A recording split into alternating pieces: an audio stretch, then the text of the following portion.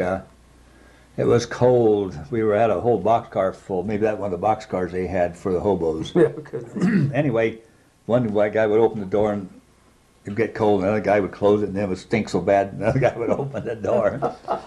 And that was cold there. So anyway, I got down there eventually. Well, this was the Depression. Oh, yeah, Yeah, that that's was. right. That's right. What year would you It say must have been you about- were 16? Well, about 36 or 7. I don't think I was 16 yet Nice. because I got a job with Western Union about the time I was 16. But So it then must you have were been back about in Seattle 15. for that. Huh? But you were back in Oh, yeah. Seattle. Yeah, I came back up after Did you a month or hitchhike? two. Did you hitchhike? No, I took a bus. We were, I think that was the time I took the bus. Went to the Merced, and I had about 2 bits in my pocket. I put it in a slot machine and won about $2. And the pressure was over. well, it got me back to Seattle. Well, that town that I was in California, Dad and I spent in jail was at Dunsmuir. Oh, Dunsmuir. Oh, yeah, that's south of Wairika, a little bit. Yeah. South of Shasta, then in Dunsmuir. You just presented yourself to the jail and told them a place to sleep? Well, there was other people along. I just Dad and I and. Well, you weren't very a old group of yourself, others. were you? Well, let's see. I was probably 13. They kept you in jail, huh? Well, no, you know, the town Well, I of Dunsmuir, they figure all these guys, they come in on the train, there's no place for them to go, so they say, well, why don't we feed them, give them a place to sleep, give them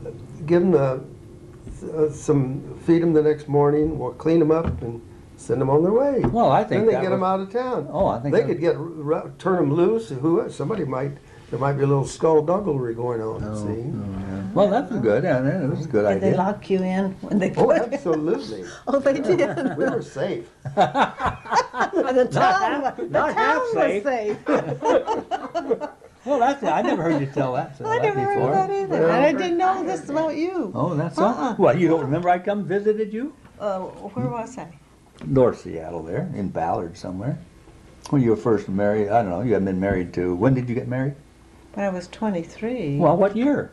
Well, I was born in 1916. Well, no, I was born, married in 1940. Oh, well, it was before you were married then, because, We lived with Loyal and Ruth for a little while. I did, for just a very short but anyway, while. I'm sure I think it was your house. Was it I Loyal stopped. and Ruth? Or were they Well, there? I was thinking of you, but maybe. I can't remember how come I was over there with Loyal and Ruth for a short while. Do you remember that, Ruth? You don't remember? Yeah, Mother Okay. didn't think I should go because I think it was only 15. Oh, my. And it's kind of, we were